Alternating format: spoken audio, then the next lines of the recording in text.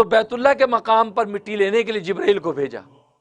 حضرت جبرائیل آئے, اس مقام سے مٹی لینے لگے تو زمین نے ہاتھ جوڑ دیے کہ جبرائیل معاف کر دے, اس لیے کہ اللہ تبارک و تعالیٰ میری اس مٹی سے جو انسان بنانے لگے ہیں وہ انسان کل کو معصیت اور گناہ کریں گے, خون ریزیاں کریں گے, جس کے نتیجے میں یہ مٹی میری جو ہے وہ جہنم کی آگ میں جلے گی. میں جہنم کی تاپ نہیں لا سکتی, خدا کے لیے مجھے نہ لے جا. حضرت جبرائیل واپس چلے. کہا کیا ہوا؟ کہا کہ رب ذوالجلال وہ زمین کا ٹکڑا تو وہ ہائے وویلا کر رہا تھا, معافیاں تلافیاں مانگ رہا تھا, تو لہٰذا میں تو اس کو نہیں لایا, چھوڑا ہے. اچھا چلو میکائیل تم جاؤ. پھر میکائیل فرشتوں کو بھیجا. جب میکائیل فرشتہ آئے تو پھر زمین نے ہاتھ جوڑ دیے کہ میرے ذریعے سے اللہ تبارک و تعالیٰ, کیونکہ یہ سب نوشتہ تقدیر کی چیزیں ہیں, یہ تکوینی حکمتیں ہیں کہ اللہ تبارک و تعالیٰ نے کس طریقے سے شعور کے اندر چیزیں ڈال دی تھی. لہٰذا مٹی بول رہی تھی. کہا کہ مجھے نہ لے جا, اس لیے کہ میں جہنم کی آگ میں تپوں گی, جلوں گی, اور میں اس کی استعداد رکھتی, خدا کے لیے مجھے معاف. میکائیل بھی چلے گئے. اللہ تبارک و تعالیٰ نے پوچھا کیا ہوا؟ کہا کہ وہ تو زمین جو رو رہی تھی, معافی تلافی کر رہی تھی, ہم چھوڑ آئے. اب کیا ہوگا؟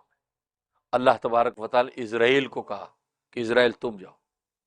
ملک الموت اسرائیل آیا.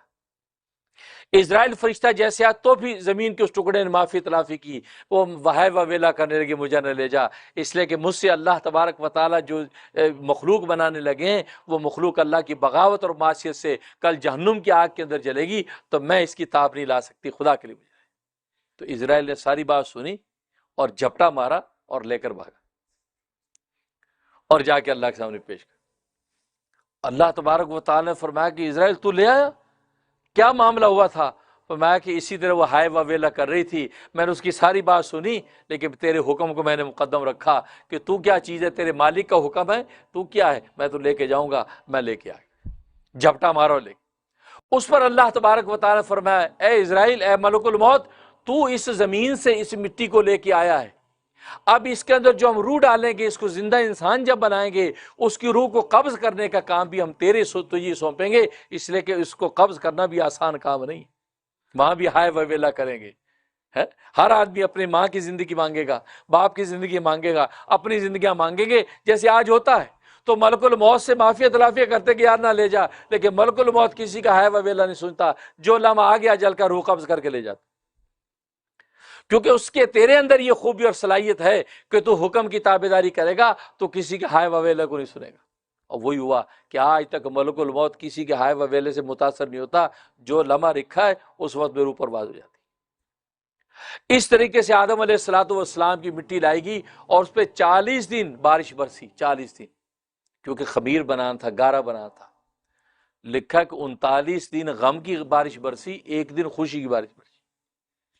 39 ڈیز غم کی بارش. گویا کہ گھٹی کے اندر یہ بات شامل کر دی کہ کل دنیا کے اندر جب تم آؤ گے تو تمہاری زندگی کے 40 دن میں 39 دن غم کے ہوں گے اور ایک دن تمہارا مسرت اور خوشی کا ہوگا. ایک بہت بڑے محدث گزرے ہیں, ان کو فالج ہو گیا, 2 سال تک فالج کی حالت میں رہے, 2 سال تک اسی حالت, بڑے پریشان کہ یار فالج ٹھیک نہیں ہو رہا. ایک دن بیٹھے ہیں, ایک اژدہا نکلا, اس اژدے نے ایک بلی کا بچہ یوں نوچا, بلی کے بچے کو یوں منہ ڈالا. یہ یہاں بیٹھے تھے تو انہوں دیکھا تو کے ہاتھ میں ڈنڈا تھا, تو بلی تڑپ کے آئی اس اژدے کی طرف, دیکھا اس کو کیسے کرے, اس کو اس کی دم پہ مار رہی ہے. دیکھو اس اژدے نے بچہ پکڑا ہے, یہ بیٹھے تھے, انہوں نے ہمت کر کے اٹھ کے نا یوں کر کے ڈنڈا مارا اس کے. جیسے اس کے لگا بلی کا بچہ منہ سے باہر نکلا, بلی نے بچہ اٹھایا, بھاگی اور اژدہا جلدی سے جنگل کی طرف چلا گیا. ذرا پہلے زمانے کے مکان ایسے ہوتے تھے. بلی نے بچہ اپنی سیف جگہ پہ رکھا اور ایک دم ادھر آئی اور اس کو دیکھا بزرگ کو, یعنی تشکرانہ نگاہوں سے دیکھا, چلی گئی. اور آج کل تو سوشل میڈیا ہے, یہ سوشل میڈیا میں ایسی نگاہوں کو کتنا کیچ کرتے ہیں. دیکھو جی یہ ہرن کتنے تشکرانہ نگاہ سے دیکھ رہی ہے, آنسو بھی آ رہے ہیں, یہ تو اسے دیکھا چلی گئی. صبح جو ہے سو کے جب اٹھے ہیں تو ہاتھ لگایا, اس سے بالکل ٹھیک ہے. ڈر ڈر کے اٹھ رہے ہیں. بیوی کہتی کیا ہوا؟ کہا کہ مجھے لگ رہا ہے کہ میری ٹانگوں میں خون رواں ہو گیا ہے. اچھا چلایا، وہ چلنے لگے، ٹھیک ہو گئے. اچھا ان کے ذہن میں آیا کہ یار میں کیسے ٹھیک ہو، کوئی دوائی نہیں، کوئی دارو نہیں، کیسے ٹھیک ہو گیا؟ میں دعا کر یا اللہ ٹھیک تو ہو گیا، تیرا شکر ہے کہ ہو کیسے گیا. تو رات کو جب سوئے تو خوب دعا مراقبہ کر کے سوئے، اور رسول اللہ صلی اللہ علیہ وسلم خواب میں آئے. کہا کہ یا رسول اللہ میں ٹھیک ہو گیا ہوں. اچھا الحمدللہ. لیکن یا رسول اللہ ایک بات سمجھ میں نہیں آئی، میں تو کوئی دوا نہیں استعمال کی، عام دوائی استعمال کر رہا تھا، اس کو اس واقعے کی طرف نگاہ ہی نہیں ہے، وہ دماغ میں نہیں ہے.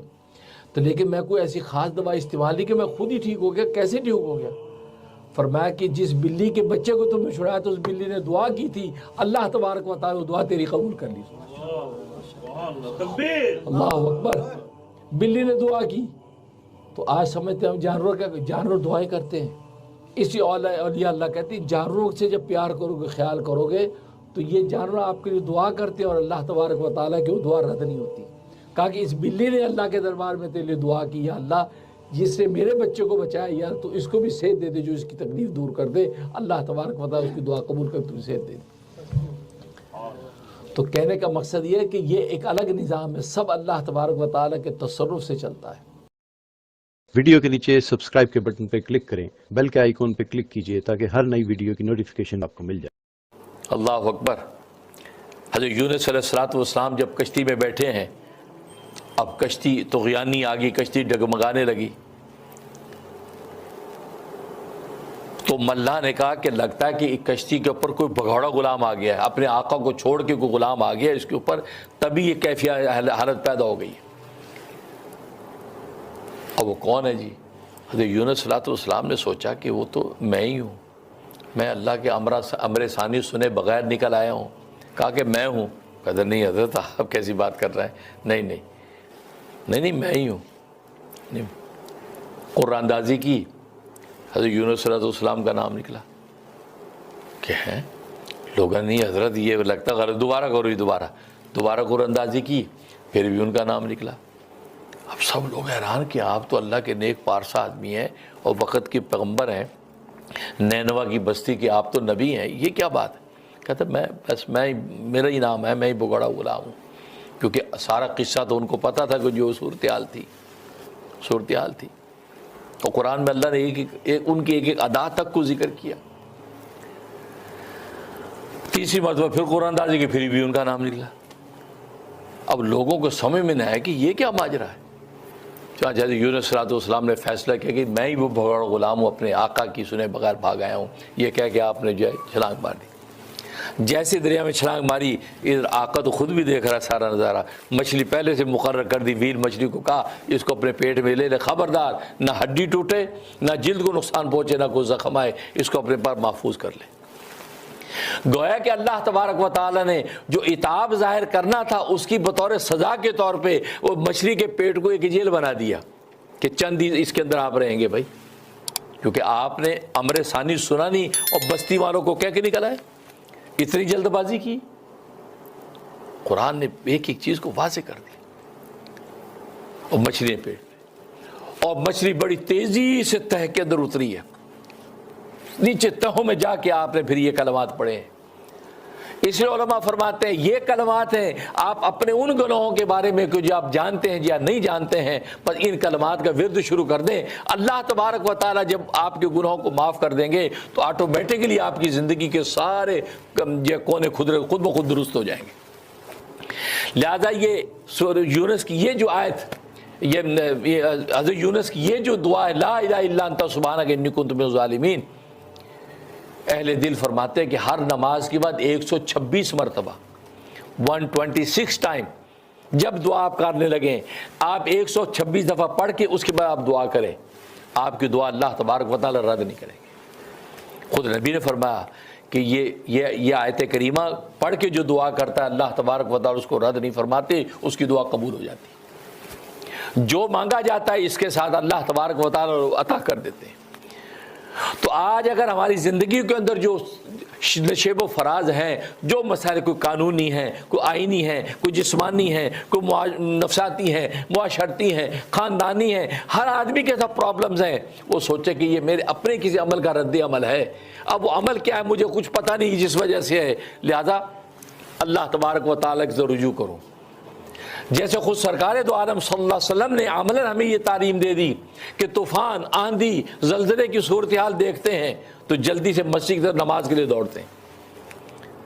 کیا مطلب ہے کہ یہ آندھی، یہ طوفان، یہ دریا، یہ طغیانیاں، یہ زلزلے، یہ سب اللہ کے قبضہ قدرت میں ہے، میں اللہ کو جا کے مناؤں، اللہ میرا مان گیا تو یہ سب کا سب چھٹ جائے گا۔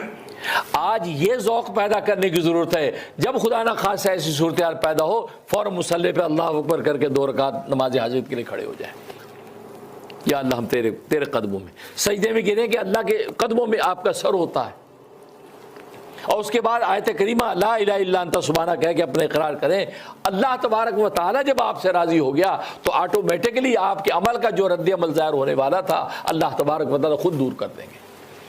آج یہ ذوق عبادت ہم میں ختم ہو گیا، ہم عید ال کے ڈھوکوسلے کریں گے، دنیا کے وکیلوں کو ڈھونڈیں گے، لیکن حسبنا اللہ و نعم الوکیل کی طرف نہیں جائیں گے۔ اس وکیل کو آواز دو، اس وکیل سے پوچھو عجیب بائی لا کیا ہوتا ہے، عجیب وکیل صاحب کیس ہمارا ڈالو۔ وکیلوں کی تدبیر کرنا یہ بھی شریعت کی اجازت ہے کریں، لیکن نعم الوکیل کو تو نہ بھولیں۔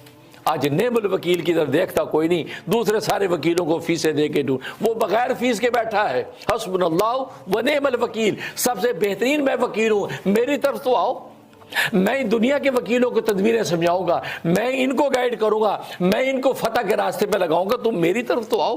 آج ہم اللہ کو پکارے بغیر دنیا کے ساری تدبیریں کرتے ہیں۔ نہیں، یہ مومن کی شان نہیں ہے۔ مومن کی شان یہ ہے کہ وہ ذوق اس کا یہ ہو کہ سب سے پہلے اللہ کے سامنے سجدہ ریز ہو، سب سے پہلے اس سے مانگے، اس کے بعد پھر تدبیر کرے، پھر اللہ تبارک و تعالیٰ تدبیر میں برکت ڈال کے کامیابی عطا فرماتے۔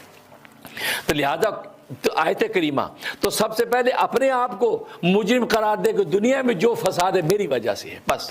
کوشچن یہ ہے، ایک کوشچن ہے کہ حضرت صاحب نے میری بیٹی کے سلسلے میں مجھے بہت سارے وظیفے دیے جو کہ میں نے تسلیم بھی کیا اور مینوان اس پر عمل بھی کیا، اور لیکن اتفاق کی بات ہے ابھی بالکل جس طرح حضرت صاحب نے ابھی بتایا کہ صبر کرنا چاہیے اور اللہ تعالیٰ کے حکم کا انتظار کرنا چاہیے، اور میں بھی انتظار میں ہوں، لیکن میں حضرت صاحب سے ایک مشورہ یہ لوں گی کہ میں آیت کریمہ کا ختم کروانا چاہتی ہوں، کیا حضرت صاحب مجھے اس بات کی اجازت دیں گے؟ اور یہ میں پوچھنا چاہوں گی کہ کیا 1.25 لاکھ ہی دفعہ اس اثر ہوتا ہے کسی دعا کا، یا حضرت صاحب کوئی تعداد بتائیں گے، یا میں 1.25 لاکھ کروا لوں تاکہ وہ جتنا زیادہ پڑھا جائے گا آیت کریمہ تو اس کا زیادہ اثر ہوگا؟ تو جو بھی حضرت صاحب مجھے مشورہ دیں گے انشاءاللہ ان کی مرید جو ہے وہ اس پر عمل کرے گی۔ شکریہ، بہت شکریہ، تھینک یو جی۔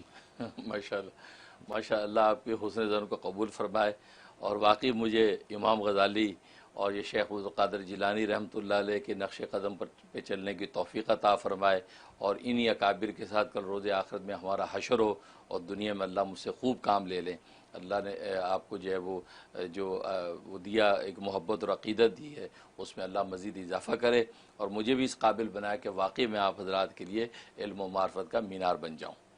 اور باقی آپ نے جو سوال کیا ہے اس کے بالکل آپ بھی آیت کریمہ کا ختم کروا سکتی ہیں، اس میں مختلف تعدادیں اپنی اپنی بساط کے مطابق، آپ 10,000 مرتبہ بھی کر سکتی ہیں، 25,000 بھی کر سکتی ہیں۔